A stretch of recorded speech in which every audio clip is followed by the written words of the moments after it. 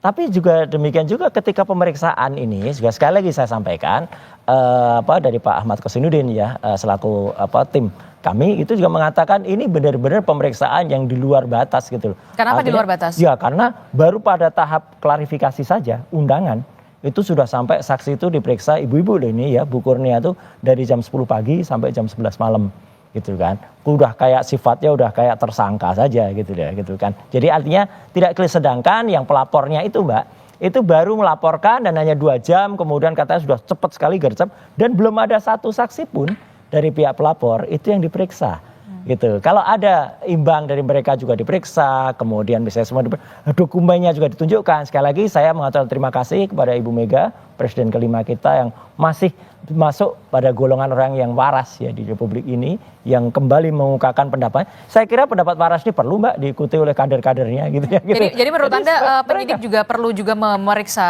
seorang Sandi begitu yang juga. Oh iya. Anda kan betul dari itu. Karena kan dia itu yang menampilkan dan saya baru bergerak setelah ada postingan dari Sandi pada tanggal 1 April itu. Tanggal 1 April. 1 April.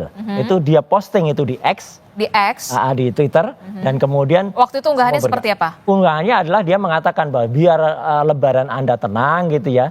Inilah ijazah yang asli, dia bilang gitu. Okay. Nah itulah kemudian diperiksa. Kenapa kami dari dasar unggahan itulah kemudian. Ya karena unggahan itu lebih maju dari fotokopi yang disampaikan oleh Dekan Fakultas Kehutanan. Pak Sigit Sunarta yang masih berupa fotokopi hitam putih. Ini berwarna. Jadi, kalau ini berwarna ini menarik untuk diteliti. Dari situ kita kemudian. Jadi awalnya Anda meneliti yang dari Kehutanan dulu? Yang dari Kehutanan karena itu saatnya fotokopi itu nggak bisa diteliti. Oke. Itu kan fotokopi hitam putih dan ada beredar video dan dia ketika kami datang ke Jogja waktu itu juga tidak menunjukkan lagi gitu loh. Aneh gitu Pak Dekannya nggak mengatakan langsung aja nanti dari yang bersangkutan langsung. Akhirnya kami dapat skripsi. Justru ketika dapat skripsi itu Mbak, kami bisa sampaikan skripsinya karena itu primary evidence ya, dan itu skripsi nggak bisa dikatakan salinan gitu ya. Itu skripsi resmi yang disimpan di Universitas Gadjah Mada. Disampaikan oleh siapa waktu itu? Disampaikan oleh wakil rektor. Kepada Anda? Iya, dan saya Dr. Resmond dan itu kita periksa dan disitulah kita menemukan banyak sekali kejanggalannya, tidak ada lembar pengesahan, tidak ada nama Kasmujur dan lain sebagainya, dan satu kesimpulannya Mbak, sepele saja. Tidak ada nama tidak ada nama dosen pembimbingnya, nggak ada. Pak Kasmujur nggak ada. Di lembar? Di lembar di dalam skripsi itu.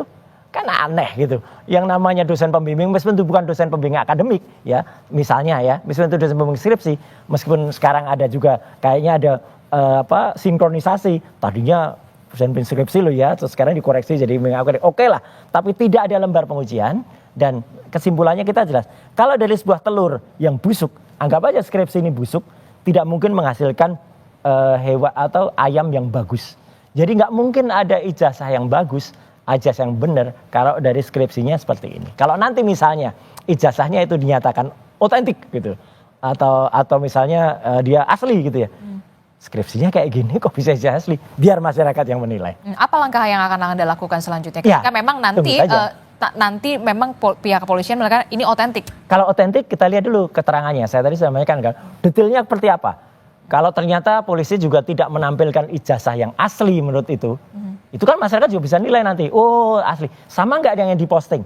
Ternyata kalau sama, ya berarti kami juga menganalisis subjek yang sama gitu. Tapi kalau ternyata itu beda, nah ini masuk ke pasal 32 atau 35, ada seseorang yang namanya Sandi itu ya, itu yang kemudian sempat memposting sesuatu yang dianggap asli padahal tidak asli. Masuklah itu harusnya dia yang kena pasal 32 dan 35 Undang-Undang ITE. Gimana Prof Hipnu? Anda melihatnya dengan penjelasan ini agak sedikit kompleks ya.